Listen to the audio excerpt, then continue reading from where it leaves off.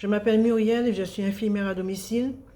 J'ai bientôt 60 ans et 32 ans de métier. Je n'ai jamais eu aussi peur de ma vie. Je n'ai jamais eu ce sentiment d'impuissance. Quand je pars de chez moi le matin, j'attends au jour d'aujourd'hui que le soleil soit levé. Parce que j'ai peur. J'ai peur des voleurs de masques. Je ne peux même plus mettre mon caducée sous le pare-brise de ma voiture. Je porte un masque chirurgical toute la journée. Je suis consciente pleinement que ce masque ne me protège pas contre le virus.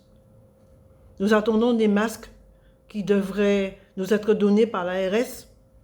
Nous espérons vraiment qu'il s'agit de FFP2. Bientôt, les malades contaminés par le virus sortiront de l'hôpital pour désengorger les services.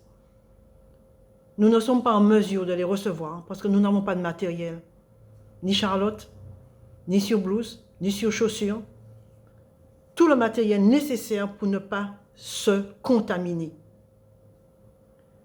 J'apprends à mes patients les gestes barrières. Je ne vais plus pour soigner simplement, je vais pour protéger. La famille sait qu'elle ne doit pas venir à domicile et mes malades sont tristes parce que nous sommes les seules personnes qu'ils voient rentrer dans la maison. J'enlève mes chaussures en entrant chez eux, je change de vêtements 2 fois par jour, je me lave les cheveux tous les soirs. Je fais tout ce que je peux pour protéger ma clientèle. Cependant, des parents nous ont demandé, m'ont demandé à moi personnellement de ne pas venir. Parce qu'ils pensent que je suis vecteur. Que leurs parents risquent d'être contaminés à cause de moi. Je sais que après cette période de confinement, après tout ce problème de pandémie, j'aurai énormément de problèmes financiers. Quoi qu'il en soit, je reste stoïque et je continue à aller travailler. Et je continue à vous dire à chacun de rester chez vous. Il y a un couvre-feu qui ne signifie pas qu'il faut sortir le lendemain. Les gens, vous sortez trop tous les jours. Vous sortez trop aux courses. Vous sortez trop à la pharmacie. S'il vous plaît, il faut que vous nous protégiez. Parce que la contamination ici en Martinique, elle est devenue autochtone. C'est-à-dire que nous n'avons plus besoin de croisiéristes, ni de Mulhouse, et tout ce que vous voulez.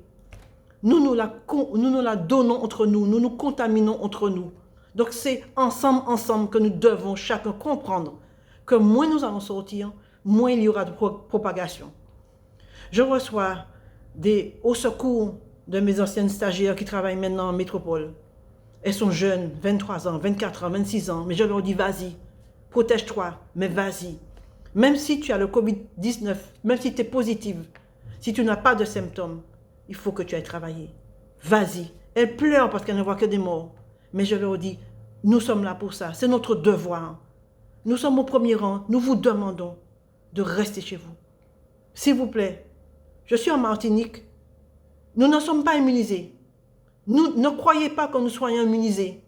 On parle de 3 morts, peut-être que ce n'est pas assez pour vous, parce qu'on parle de 500 et quelques morts en France par jour. S'il vous plaît, n'allons pas jusqu'à là. Allons s'entraider. Nous sommes là pour faire ce que nous devons faire pour vous. Nous sommes là pour nous occuper de vos parents. S'il vous plaît, de grâce, respectez le confinement. Il n'y a pas la chloroquine. Elle n'est pas encore dans le public. Elle est toujours à l'hôpital. J'ai beaucoup d'émotions à vous dire, tout cela. S'il vous plaît, sauvez-nous. Restez chez nous. Restez chez vous.